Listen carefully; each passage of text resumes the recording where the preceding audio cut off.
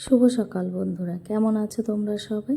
Mom and children ব্লগে তোমাদের সকলকে স্বাগত জানিয়ে আজকের ব্লগটা শুরু করছি। তো অনেক দিন চাউমিন বানাই না, তাই দেখো সকালবেলায় চলে এসেছি রান্নাঘরে চাউমিন বানানোর জন্য। তো এইদিকে চাউমিনের মধ্যে বেশি কিছু আর দিলাম না, শুধু ডিম আর পেঁয়াজটা দিয়েই চাউমিনটা বানাচ্ছি। তো এটা খেতে তো খুব ভালো লাগে, ছেলে মেয়েও ভীষণ পছন্দ করে, কিন্তু সময়ের অভাবে বেশি বানানো হয় না। তো আজকে মন করেছে তাই চাউমিনটা বানিয়ে নিলাম। তো দেখো এই যে চাউমিনটা হয়েই গেছে, তো এখন নামিয়ে নেব। ছেলে মেয়েও খেতে খুব পছন্দ করে, কিন্তু চাউমিনটা আবার বেশি খাওয়া ভালো না, তো সেই জন্য মাঝে মধ্যে আর কি চাউমিনটা খাই। আমারও কিন্তু ভীষণ পছন্দ হয় এই চাউমিনটা। তো দেখো হয়ে গেছে, এখন আমরা সবাই এইটা খেয়ে নেব। আবার একটু হালকা করে লঙ্কাও কুচি করে দিয়েছি। তো এই যে আমাদের খাওয়া দাওয়া তো সকালে কমপ্লিট হয়ে গেছে। তারপর এই যে ছেলে মেয়ে আবার কমলা লেবু নিয়ে বসেছে আর টিভি দেখছে, কমলা লেবু খাচ্ছে দেখো ছাড়িয়ে ছাড়িয়ে। তো এরা তো ফল খেতে খুব পছন্দ করে, তাই বসে খাচ্ছে। তো এইদিকে আবার আমি সকালের তো সমস্ত কাজ কমপ্লিট হয়ে গেছে, তারপরে এই যে দুপুরে রান্না করতে চলে এসেছি। তো আজকে অনেক দিন পর একটু মাটন বানাচ্ছি। তো দেখো এই মাটনগুলো আমি কি করেছি, আবার একদম ছোট্ট ছোট্ট করে কেটে নিয়েছি।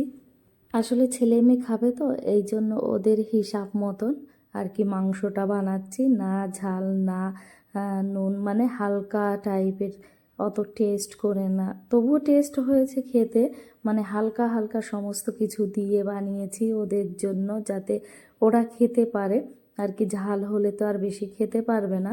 তো মাংসগুলো ছোট কেটেছি, কারণ বেশি বড় হলে কি আর দাঁতে লেগে যায় টেনে ছিঁড়তে গেলে, তাই একদম ছোট সাইজ করেছি যাতে একবারেই মুখের মধ্যে চলে যায়। তো ছেলেকে এইভাবে দিলে যদি খায়, তো সেই কারণেই আমি এইভাবে করেছি। না হলে কি হয়, দাঁতে ফেঁসে গেলে আর খেতে চায় না। মাংসটা নরম করার জন্য দেখো কয় টুকরো আবার পেঁপে দিয়ে দিচ্ছি। সবাই বলে আর কি পেঁপে দিলে পরে মাংসটা নরম হয়ে যায়, তো দেখো সেই জন্য দিয়ে দিলাম। আর এমনিতে এই পেঁপেটা খেতে খুব ভালো লাগে মাংসের মধ্যে। আমি আগেও অনেকবার খেয়েছি, যখন আসাম ছিলাম তখন আর কি এইগুলো খেয়েছি মাংসের মধ্যে পেঁপে দিয়ে। তো আসামের লোকরা খুব পছন্দ করে পেঁপে, চাল কুমড়ো এই সমস্ত কিছু দিয়ে মাংস রান্না করতে। তো এইদিকে দেখো আবার আলুটাও আমি ভেজে নিচ্ছি। আসলে মাংস বানাচ্ছি আর আলু দেব না। আর দেখো আমার ছেলের কাণ্ড, আমি তো রান্নাঘরে রান্না করছি, তো এখানে কি করছে, আমি এখানে এলাচটা রোদ্দুরে দিয়েছিলাম, সেই এলাচটা নিয়ে খেলছে। তো এইদিকে আমি আবার ওষুধটা আনলাম আর কি, ও খেলছে, তো এই সুযোগে হয়তো খেয়ে নেবে ওষুধটা। দেখো ওকে দিচ্ছি, ও একদমই কেয়ার করছে না দেখো। তো এই যে হাতে ধরলো, আবার বলছে মা আমাকে তুমি খাইয়ে দাও। তো দেখো এই যে আবার আমি এখন ওকে ওইটা নিয়ে ওকে খাইয়ে দেব আর কি। ওষুধটা এখন মোটামুটি একটু খায় আর কি, ওকে দিলে পরে, কিন্তু একা খেতে গেলে আর কি ফেলে দেয়। তো এইখানে ও বসে বসে খেলছে দেখো, এলাচগুলোর মধ্যে থেকে এই বীজগুলো সব বের করে করে রাখছে আর এইদিকে ফেলে দিচ্ছে। আর এদিকে সসটাও নিয়ে এসছে ও খাবে দেখে, কিন্তু এসে যখন দেখলো এই এলাচগুলো আছে, তখন আর কি ওর দুষ্টুমি শুরু হয়ে গেল। এই যে বের করে রাখছে, আমাকে বলছে এই দেখো আমি এইগুলো না নোংরা বাইরে রেখে দিচ্ছি, এই দেখো। আসলে ওইগুলো একটু কালো কালো দেখতে, তো সেই জন্য। তারপরে আমি বললাম ওইগুলো খারাপ নয়, তুলে রাখো। তো দেখো কি সুন্দর তুলে রাখছে। আসলে এর ভয়ে না কিছুই আমি রোদ্রে দিতে পারি না, রোদ্রে দিলেই আর কি তখন খেলা শুরু করে দেয়, বাইরে ফেলে দেয়, তো এই সমস্ত কাজ শুরু করে। তো আমি আবার ওকে বললাম বাবা এগুলো নিয়ে খেলে না, রোদ্রে রেখে দাও, নষ্ট হয়ে যাবে। তো দেখো কথাটা শুনলো, শুনে আবার রোদ্রে ও নিজেই দিয়ে দিল।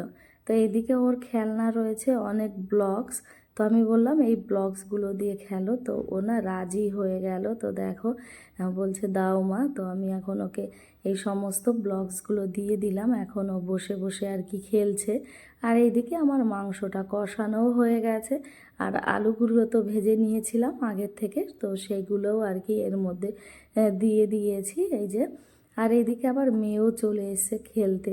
তো দেখো কত খেলনা। তো ওদের একটা এই যে চটখানা পেতে দিলাম যাতে ওরা বসতে পারে, কারণ ঠান্ডা ওঠে তো ভীষণ, তো সেই কারণেই।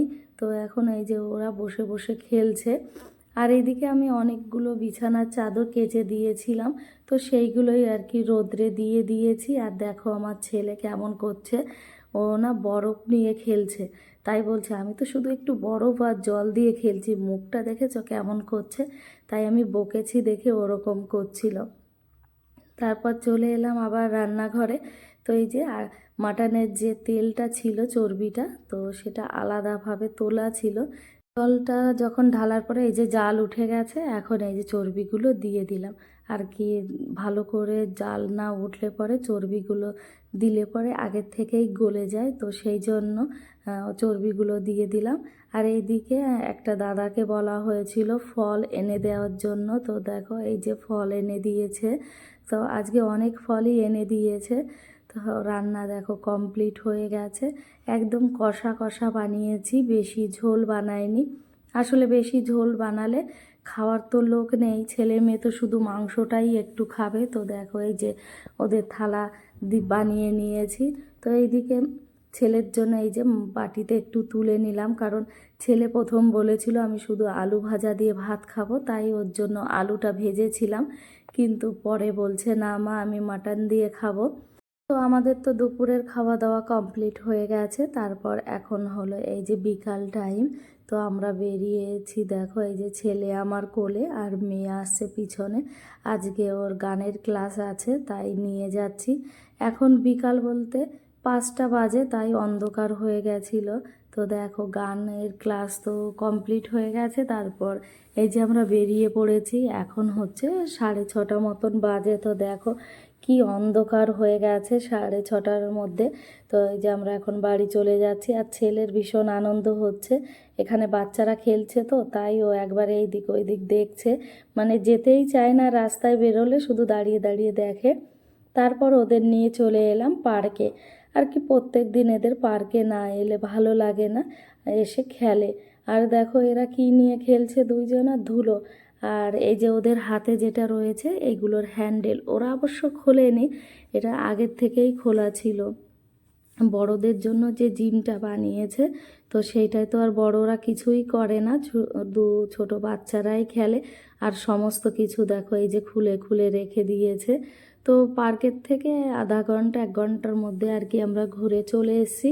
তারপর আমার ছেলে দেখো আগে দৌড়ে চলে এসছে, দেখো এসে তারপর সিঁড়ি দিয়ে উপরে উঠে গেছিলো।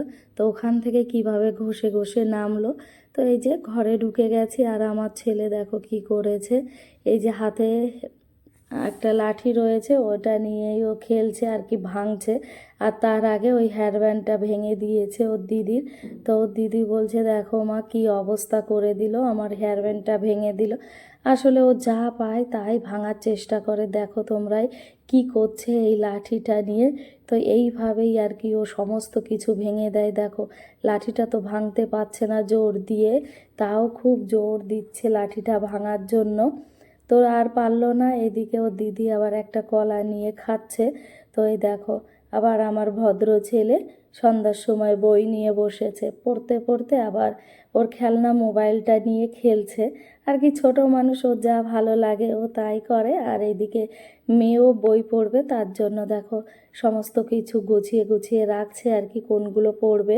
আর এইদিকে কি একটা বোঝেনি, তো সেটাই জিজ্ঞেস করতে এসেছিল আমার কাছে।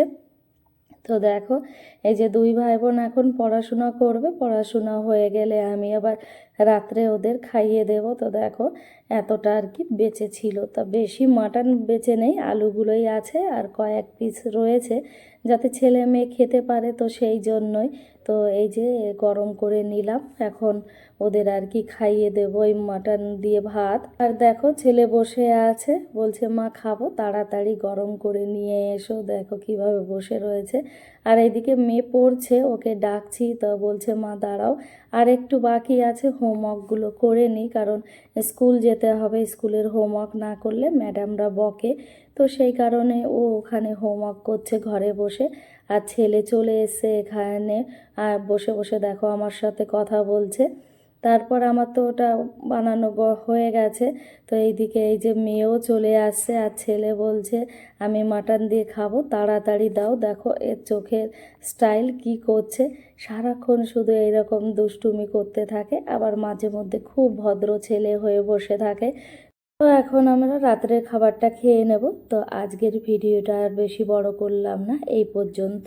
ভিডিওটা দেখে তোমাদের কেমন লেগেছে, ভালো লাগলে একটা লাইক, শেয়ার, কমেন্টস আর সাবস্ক্রাইব করে দিও।